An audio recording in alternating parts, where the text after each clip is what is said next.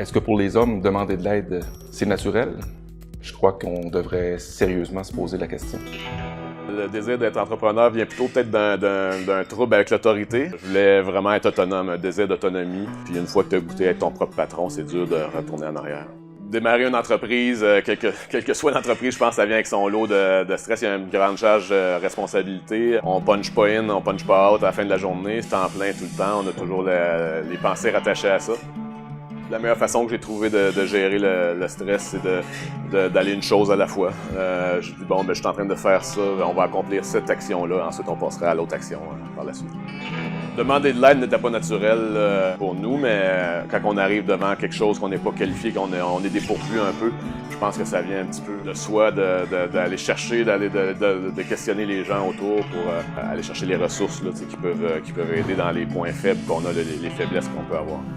La peur des préjugés, de ne pas répondre aux stéréotypes, la peur d'être faible sont tous des freins qui empêchent les hommes d'avancer dans leur cheminement de demande d'aide.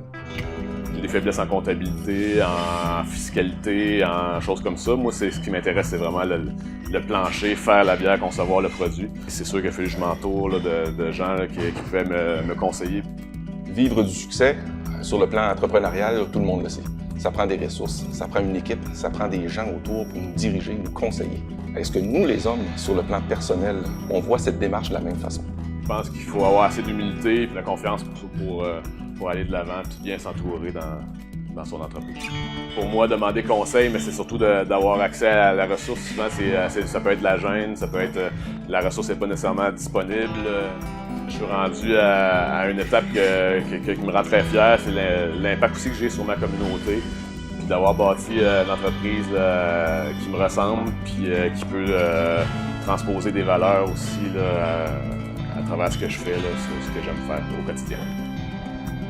La brasserie Ovale où je suis rendu aujourd'hui, c'est pas seulement Benoît Couillard, c'est aussi c'est l'amalgame de toute l'aide que j'ai été chercher dans le passé, puis l'aide que je vais aller chercher dans le futur, les gens qui sont autour de moi. Tu sais, des fois, j'ai l'impression de parler de prévention avec les hommes, puis on dirait que je parle de chinois, tu sais. On est-tu réellement obligé d'attendre d'être en crise ou d'attendre d'être en état d'urgence avant de traverser le cadre de porte pour aller chercher de l'aide?